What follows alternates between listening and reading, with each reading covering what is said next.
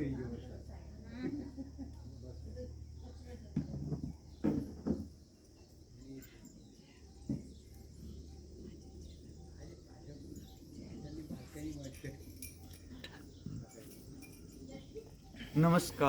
वंदन, प्रणाम।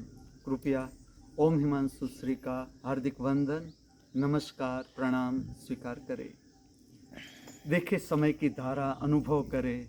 अभी अभी मंगलवार का प्रागट्य, मंगल प्रभात, समय का धीरे धीरे बीतना और हम सब पवित्र संध्या की ओर।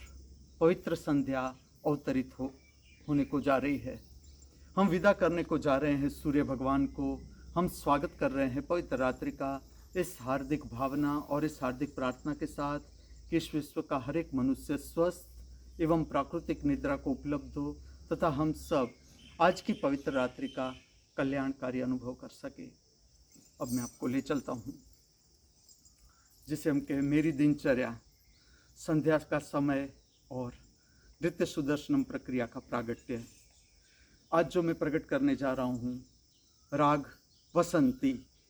कर्नाटक की क्लासिकल संगीत में इसे कहते हैं वसंती। इसका एक और नाम है भूपालम, जिस पर आधारित 3 रचनाओं को प्रकट करने को जा रहा हूँ। ये जो राग है विरह का राग है। इसमें तीनों रचना में कृष्ण का जो विरह है उसे दिखाया गया है। पूरी की पूरी 3 रचना भावात्मक रचनाएं हैं। जो नृत्य है इसका एक प्रागट्य आपको बताऊं। जिस तरह से हमारा भौतिक शरीर है उसे केंद्र में रख के नृत्य को प्रकट किया जाता है, जिसमें स्टेप वर्क इसका आधार है। दूसरा एक भाग है जिसमें भाव को प्राधान्य दिया जाता है, भाव शरीर को प्राधान्य दिया जाता है, हृदय चक्र को प्राधान्य दिया जाता है और भाव के ऊपर आधारित नृत्य प्रकट किया जाता है। ये तीनों रचनाएं भावात्मक रचनाएं हैं। और जो वसंती राग है इसका मैं थेरापेटिक यूज़ भी कहूँ। ऐसे कुछ राग है जैसे कि मारवा, पुरिया कल्याण, पुरिया धनाश्री, सोहनी, पुरिया और ये जो वसंती राग है जिसका दूसरा नाम है भूपालम। ये सारे के सारे राग हमारे हृदय में जो निराशा आती है, हताशा आती है, इस राग का श्रवण संध्या समय में, खास करके संध्या समय में इस राग को सुनने से जो भीतर की हताशा, निराशा की जो अनुभूति होती है ये दूर की जाती है, विलीन हो जाती है या इसका रचनात्मक उपयोग हो जाता है। इसको सुनने मात्र से छोटे छोटे भाव कैसे काम करते हैं इसका मैं उदाहरण दूं। मैं छोटा था तब मुझे फिल्म देखने का बहुत शौक़ था। जैसे जैसे मेरी उम्र बड़ी होने लगी मैंने फिल्म को कभी मनोरंजन के रूप में नहीं देखा। मनोरंजन की मुझे कोई ज़रूरत नहीं थी। प्रसन्नता प्राप्त करने के लिए मैंने फिल्म को नहीं देखा, समय काटने के लिए फिल्म को नहीं देखा।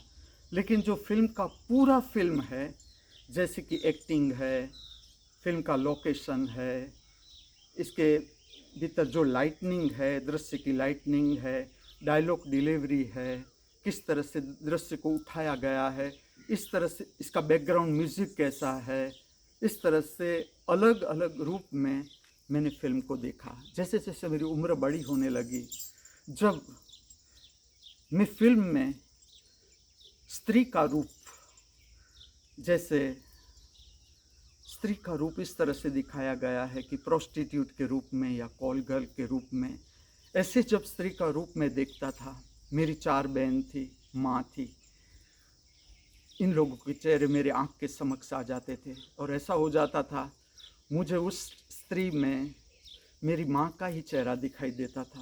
मुझे हृदय से ऐसा होता था कि ये भी किसी की बहन होगी, किसी की माँ होगी, किस कुटुंब में ये लड़की कोई कुटुंब से होगी, उस माँ बाप को क्या होता होगा, उस भाई को क्या होता होगा अगर मेरी बहन इस तरह का दृश्य करे और इतना सारा ऑडियंस उसे देखे तो उस भाई को क्या होता होगा। जिसकी बहन है उसे पता चलता है कि जो स्त्री का रूप है, मेरे भीतर से ऐसा होता था, ये भी मुझे समझ में आता था कि ये मैं क्या कर सकता हूँ, ये तो जिस तरह से फिल्म बनती है, चलती है, इस तरह से दिखाया जाता है। लेकिन जो मेरा प्रेम था मेरी माँ के प्रति, आदर था मेरे भीतर से, सदा स्त्री के प्रति मेरे हृदय से सम्मान ही रहता था। और मुझे कभी जो स्त्री का इस तरह का रूप है, हीन रूप, चाहे वो एडवर्टाइज में दिखाया गया हो या फिल्म में दिखाया गया हो, वो मुझे कभी रुचिकर नहीं लगा। धीरे धीरे ये जो मेरा, मुझे लगता था इसमें मैं क्या कर सकता हूँ, जैसे जैसे जैसे उम्र मेरी बड़ी होने लगी और जो नृत्य का रूप, स्वरूप मुझसे प्रकट होने लगा, मुझे ऐसा लगा, मैं एक समय की बात करता हूँ, इसमें मैं जो स्त्री की गरिमा है, स्त्री का जो देवी रूप है, पवित्र रूप है, गरिमा सबर रूप है, इसको प्रकट कर सकता हूँ। धीरे धीरे वो बात होने लगी कि जो स्त्री का रूप है, स्त्री का एक रूप है, जगदम्बा का रूप, माँ का रूप। मैंने अपनी माँ की पवित्रता देखी है, उसका प्रेम, सुंदरता। तो मुझे नृत्य सुदर्शनम प्रक्रिया में स्त्री का जो पवित्र रूप है, गरिमा सबर रूप, कि स्त्री को किस तरह से प्रकट किया जा सकता है मेरे ही शरीर के माध्यम से। क्योंकि एक बार ऐसा हुआ, मैं नृत्य प्रकट करने को जा रहा था टाउन हॉल में। नृत्य ऐसा था जिसमें मुझे गागर उठानी है, राधा का रूप था, गागर उठानी है। कैसा होता है, उससे पहले कुछ क्षण पहले मेरे हृदय से एक अद्भुत विद्युत का मैंने अनुभव किया कि वो जैसे मुझे छू कर निकल गई। उस समय तो मैं समझ नहीं पाया, लेकिन ये जो अनुभव था, उसके बाद मैं गागर उठाता हूँ। गागर उठाने का मेरा जो तरीका था, जो देखने वाले थे, इसमें नाटक के बहुत, ड्रामा के बहुत आर्टिस्ट थे, वो सब मुझे मिलने आए कि आपका जो गागर उठाने का तरीका था, एक सेकंड में जो आपने गागर उठाई, और जो तरीका था गागर लेना, अद्भुत आपने उठाई गागर। वो आश्चर्यचकित हो गए कि इस तरह से गागर उठा सकता है। तब मेरी उम्र भी बहुत नहीं थी, मैं 11th साइंस में था। लेकिन बाद में मुझे समझ में आने लगा कि जो हृदय चक्र है, उसमें दो प्रकार की विद्युत प्रकट होती है हमारे भीतर से, हर एक व्यक्ति के भीतर से। जैसे जैसे हम हृदय चक्र को जानते जाते हैं, पता चलता है स्त्रैण विद्युत भी हमारे हृदय से निकलती है, प्रकट होती है, हमारा हृदय संपर्क में आता है। और पुरुष विद्युत भी हमारे हृदय के साथ संपर्क में आती है।